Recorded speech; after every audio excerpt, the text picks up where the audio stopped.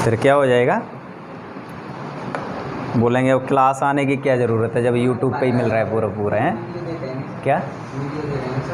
हाँ, ढाई घंटे की क्लास में से कितना 5 मिनट की वीडियो डलती है, क्या देखेंगे? चलो देखो, संविधान के भाग और अनुसूचियाँ।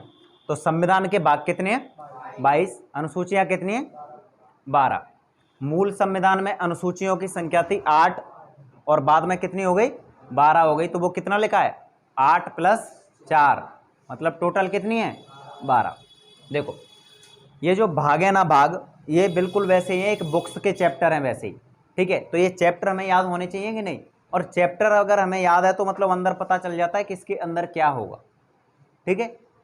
अगर किताब है और किताब के बाहर लिखा हुआ है संविधान तो हमें ये समझ में आ जाता है कि संविधान की बुक है। बाहर लिखा हो हिस्ट्री तो मतलब ये समझ में आता है ये हिस्ट्री की बुक है।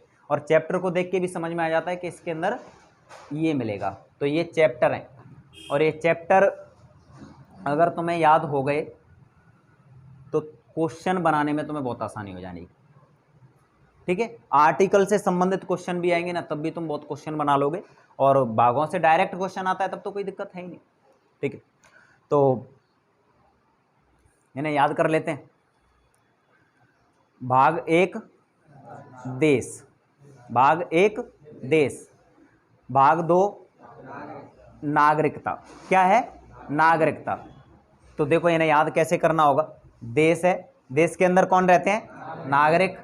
नागरिकों के क्या होने चाहिए? अधिकार। तो पहले कौन से अधिकार होने चाहिए? जो जरूरी है वो, या ऐसे ही नॉर्मल वाले? जो सबसे जरूरी हैं तो उनको क्या बोला जाता है? मौलिक अधिकार। उसके बाद ऐसे अधिकार जो बाद में दे दिए जाएं तो ठीक है, ना दिए जाएं तो ठीक है, तो उनको क्या बोलते हैं? नीति निर्देशक तत्व। उसके बाद क्या है? देखो तुम्हें अधिकार मिल गए, अधिकार मिलने के बाद तुम्हारे भी तो कुछ कर्तव्य होने चाहिए। तो क्या है? मौलिक कर्तव्य। यहां तक 1 2 3 4 और 4 का देश है, देश के अंदर नागरिक रहते हैं, उसकी नागरिकता, उसके बाद मौलिक अधिकार, उसके बाद नीति निर्देशक तत्व, नीति निर्देशक तत्वों के बाद मौलिक कर्तव्य। अब भाग 5 से लेके 10 तक देखो इन्हें कैसे याद करोगे। भाग 5 में क्या है? केंद्र। केंद्र से छोटा क्या होता है? राज्य। राज्यों से छोटा? उसके बाद पंचायत है, उसके बाद और उसके बाद केंद्र। केंद्र के बाद राज्य, राज्य के बाद केंद्र शासित प्रदेश, केंद्र शासित प्रदेशों के बाद पंचायतें, और पंचायतों के बाद अनुसूचित प्रशासनिक क्षेत्र। कोई दिक्कत नहीं। अब उधर चले जाओ 11। उन्हें हम आयोग के नाम पे याद कर लेते हैं। किसके नाम पे? आयोग के नाम पे। लेकिन पहले भाग देख लो, उसके बाद उनके आयोग के नाम पे याद कर लेना। देखो 11 में क्या है? केंद्र एवं राज्यों के मध्य प्रशासनिक संबंध, तो उसको याद कर लो, प्रशासनिक आयोग। भाग 12 केंद्र एवं राज्य के मध्य वित्तीय संबंध, काय के नाम पे याद कर लो? वित्त आयोग। 13 में क्या है? व्यापार वाणिज्य, तो उसको काय के नाम पे याद कर लो? व्यापार या वाणिज्य आयोग। उसके बाद क्या है? प्रशासनिक सेवाएं, केंद्र एवं राज्य के अधीन प्रशासनिक सेवाएं, तो इसको कैसे याद करोगे? संघ लोक सेवा आयोग या फिर राज्य लोक सेवा आयोग। उसके बाद क्या है? प्रशासनिक अधिकरण। इनको अलग से मतलब याद कैसे करना होगा? याद कर लो, ये किसके लिए? आईएएस आईपीएस के लिए कोर्ट है ये अलग से, ठीक है। उसके बाद क्या है? निर्वाचन आयोग। क्या है? निर्वाचन आयोग। उसके बाद एससी एसटी ओबीसी के लिए विशेष प्रावधान, तो मतलब कैसे याद करोगे? एससी आयोग, एसटी आयोग, ओबीसी आयोग।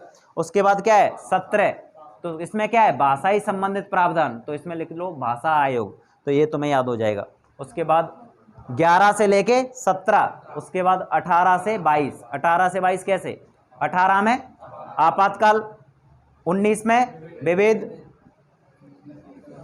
संविधान संशोधन, अस्थायी प्रावधान और संविधान का संक्षिप्त वर्णन। तो ये 22 भाग, और 22 भाग के 22 भाग तुम्हें याद है। उसके बाद देख लो अनुसूचियां। क्या देख लो? अनुसूचियां। अनुसूचियां मतलब देखो क्रम से सूचियां बनी हुई हैं, क्रम से सूचियां मतलब सूचियां काय की? लिस्ट बनी हुई है। काय की लिस्ट बनी हुई है वो तुम्हें पता चल जाएगा। तो पहली अनुसूची, तो पहली अनुसूची में संघ एवं केंद्र शासित प्रदेश, दूसरी अनुसूची में वेतन भत्ते, तीसरी अनुसूची में शपथ, चौथी अनुसूची में राज्यसभा में राज्यों का प्रतिनिधित्व, पांचवी अनुसूची में अनुसूचित प्रशासनिक क्षेत्र, छठवीं अनुसूची में असम मेघालय त्रिपुरा मिजोरम के लिए अनुसूचित प्रशासनिक क्षेत्र। उसके बाद सातवीं अनुसूची, सातवीं अनुसूची में क्या है, सूचियां, संघ सूची, राज्य सूची और समवर्ती सूची। उसके बाद क्या है, भाषाएं। उसके बाद भूमि अधिग्रहण या फिर संपत्ति अधिग्रहण। उसके बाद दल बदल निरोधी कानून। उसके बाद पंचायतें, कौन सी पंचायतें, ग्राम पंचायतें। उसके बाद नगर पंचायतें। तो तुम्हारे 22 भाग और 12 अनुसूचियां, ये तुम्हें डायरेक्टली, तुम्हें मतलब एग्जाम में अगर पूछा जाता है तो डायरेक्टली आ जाएंगे, और डायरेक्टली नहीं तो इनडायरेक्टली तो तुम्हें पूछ ही लेगा। अब मैंने इनमें से तुम्हें यह बताया था कि अनुसूचियां पहले 8 थी मूल संविधान में, बाद में कितनी हो गई, 12 हो गई। तो 9वीं, 10वीं, 11वीं और 12वीं ये सबसे ज्यादा इंपॉर्टेंट अनुसूचियां भी हैं, क्योंकि इनसे क्वेश्चन बहुत बनते हैं। और क्यों बनते हैं वो हम थोड़ा सा डिटेल में इनको अब देखते हैं। तब तक वीडियो खत्म करो।